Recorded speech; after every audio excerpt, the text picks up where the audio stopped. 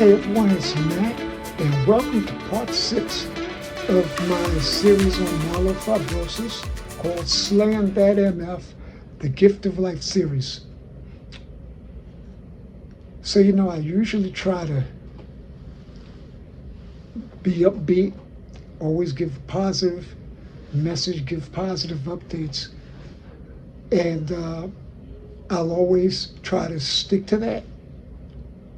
But I also want those of you who do not live with or MF, I want y'all to understand that life is not always apple pie and blue skies.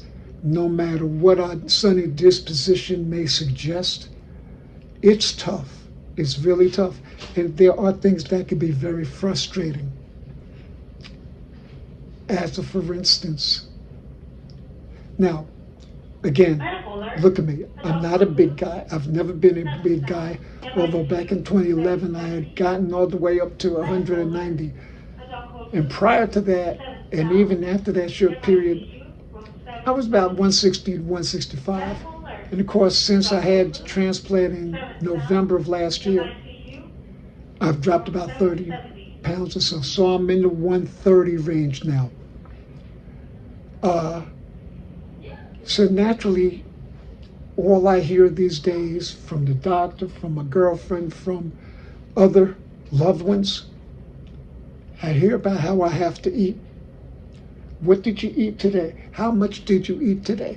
You gotta eat, so forth, so on. And everybody's coming from a good place, but not everybody understands that sometimes it's hard to eat. Immediately after the transplant, for sure, it's hard to eat. They try and force you to eat. I shouldn't say force.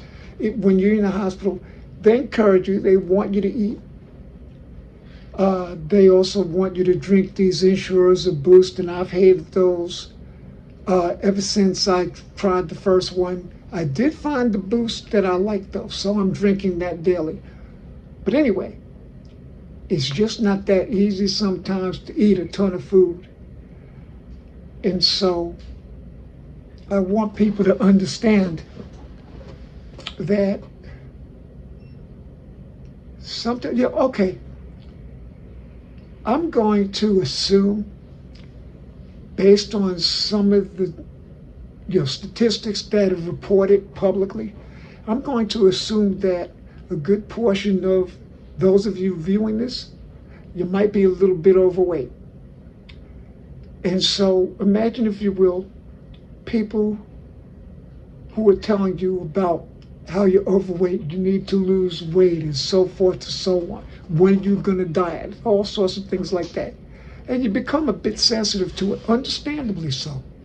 Well, I can't speak for everyone who's in my situation, but I'm not going to lie, I get a little bit sensitive to the whole weight thing. I don't want to hear about how I got to put on weight. I know what I got to do. But again, people are coming from a loving place, and I know I have to do better in receiving it. But I want you all to know, those of you who don't live with this disease, it's not easy. It's not easy. I promise I will try to eat more. In fact, I'm hungry right now, so when this is over with, I'll get to it. So what am I talking about when I say when this is over with? I'm wired up. I'm at the bone marrow transplant clinic right now, and they're giving me platelets. I had a low platelet count this morning. I wasn't expecting that.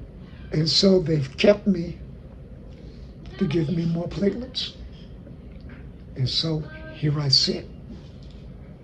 So one of the frustrating things that happened today, I got here for an 8:30 appointment. Took them an hour to even bring me, bring me back here, do the vitals and so forth. And then After that, of course, you accept it. There's going to be this waiting period because it takes about an hour or so before they get lab results back. I get all of that. But nobody ever came to me, gave me an update. And finally, around 12:30, that's when I said, hey, what's going on? And so they went and checked, and they come back and they said, oh, well, we have your lab results are in. We have to keep your platelets. Wait a minute. I've been here since 8:30. Y'all got me about 9:30. So you figure 10:45, 11 at the latest. And it was after 12:30 when I find this out. So of course I'm not happy because I thought today was going to be a pretty short day. Come get labs, see the nurse, adios. But that's not the case. And so I'm here, and most of the day is going to be shot by the time I get out of here, which will be around 2:30, somewhere around there. But the bothersome part is the lack of communication, and usually they're better than this at this hospital, at this clinic. So I don't like that too tough. I'm a strong believer in communication. But anyway, that's that. Otherwise, overall, I'm feeling okay. But I do want to share with you my last visit, which was last Thursday. So, a doctor who's not my doctor, but works very closely with him, she comes in and she's explaining to me, okay, so when you have a bone marrow transplant, again, understand, chemo kills your cells, and then the transplant gives you the donor cells or bone marrow. But meanwhile, you're still building up bone marrow too, because when this first happens, you have no cells. It takes time for the donor cells to mature. It takes time for your cells to mature. So there's this tug of war going on between the two sets of cells. Which one is going to be dominant? You want the donor cells to be dominant. And that hasn't been the case for me. And so this doctor comes in Thursday, and basically what she said was, we can't do anything more for you at this point. Giving you another bone marrow transplant, it's going to be less than a 50-50 chance that it'll be successful.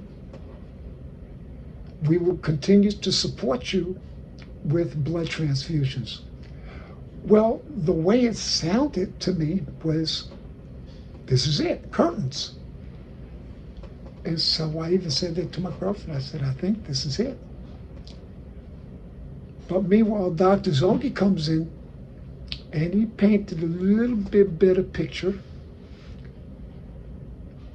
And he says, no, he says, even with your bone marrow growing, he said, we want the donor's bone marrow to be dominant, but yours might become dominant.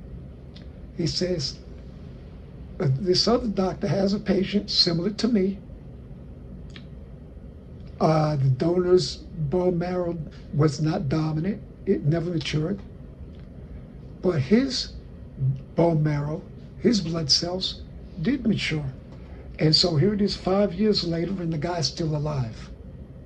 So Dr. Zoga says to me, we're going to monitor you for the next 3 to 6 months. I said, okay. So we'll see where we are in 3 months. I'm hoping there's improvement. If not, depending on how much improvement there's been, that'll determine whether I'm even going to fool around with another 3 months. You know, I might just say, you know what, I don't want to do this. But we will see. We will see. And so there's hope. And so I got to hold on to hope for now. But it's not easy. It's not easy. And I always knew this was going to be a long road, but boy, I've done this the hard way. I really have. And not by design, certainly not. But it is what it is, right? So anyway, like I said, I don't want this to be a down message, but you want to be transparent about these things too. The only way I can really help those of you who might be going through this, or maybe you're a loved one of someone who's going through it, this is transparency. And don't get me wrong, because I feel good, I feel fine. The good news is my most recent lab results do show that my blood cells do not have myelofibrosis in them. So that's a plus. So if my marrow dominates and I'm continuing to build my own blood cells and there's no myelofibrosis, that's fine.